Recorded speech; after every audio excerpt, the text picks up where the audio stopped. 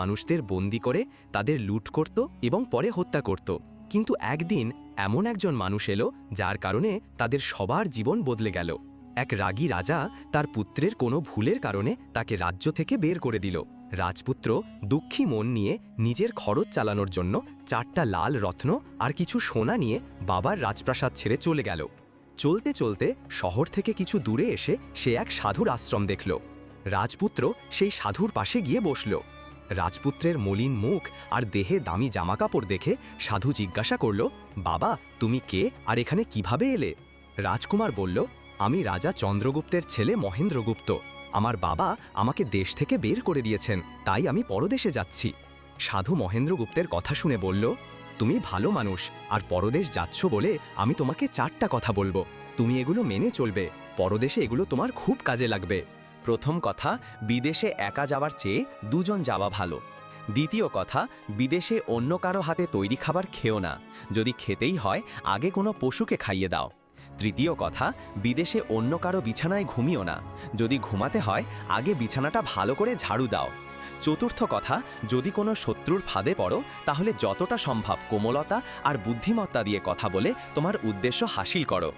সাধু বলল, আমার এই 4টা কথা সবসময় মনে রেখো। রাজকুমার বিদেশের পথে রওনা দিল। পথে পথে চলতে চলতে দিনগুলো কেটে গেল। তখন সে এক জঙ্গলে পৌঁছালো।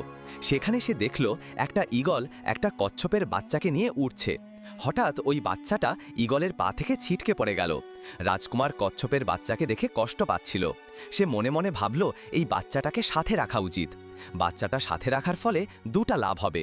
1, বাচ্চাটার জীবন বাঁচবে, আর 2, সাধুর বলা প্রথম কথা পূরণ হবে যে সফরে একের থেকে 2জন থাকা ভালো। আর এসব কথা ভাবতে ভাবতেই দিনও সহজেই কেটে যাবে। এসব ভাবনা নিয়ে রাজকুমার বাচ্চাটাকে নিয়েছিলেন। সে তাকে নিয়ে চলল। পথে তার সাথেই কচ্ছপের বাচ্চাটাও ছিল। কিছুদিনের যাত্রার পর রাজকুমার একটা ভালো জায়গা দেখল। ওখানে পৌঁছে সে কিছু খেয়ে নিল। তারপর কচ্ছপের বাচ্চাটাকে বলল, তুমি এখানে বসে থাকো, আমি একটু ঘুমিয়ে নেই। এরপর রাজকুমার একটা গাছের নিচে ঘুমিয়ে পড়ল। ওই গাছের ওপরে এক সাপ আর এক কাক থাকত। ওদের কাজ ছিল, যখনই কোনো মানুষ গাছের নিচে বিশ্রাম নিত, সাপ তাকে কামড়িয়ে ফেলত আর কাক তার চোখ তুলে নিত। সাপ ঘুমন্ত রাজকুমারের দিকে দেখে নিচে নামল আর রাজকুমারকে কামড় দিল। সাপের কামড়েই রাজকুমারের প্রাণ ততক্ষণে শেষ হয়ে গেছে। কিছুক্ষণ পরে যখন কচ্ছপের নজর পড়ল রাজকুমারের ওপর, সে তাকে মৃত দেখে খুবই ভয় পেল এবং রাজকুমারের ওপর বসে কেঁদে উঠল। ঠিক তখনই কাক গাছ থেকে নামল, আর যে মাত্র সে রাজকুমারের চোখ তুলে নিতে গেল, তখন কচ্ছপটি কাকের গলায় কামড় দিল। কাক অনেক জোর দিল, কিন্তু কচ্ছপ তাকে ছাড়ল না। তখন কাক সাপকে ডাকে। কাকের ডাক শুনে সাপ এসে কচ্ছপের পিঠে জোরে কামড় দিল, কিন্তু কচ্ছপ তার মুখ ভেতরে নিয়ে নিল।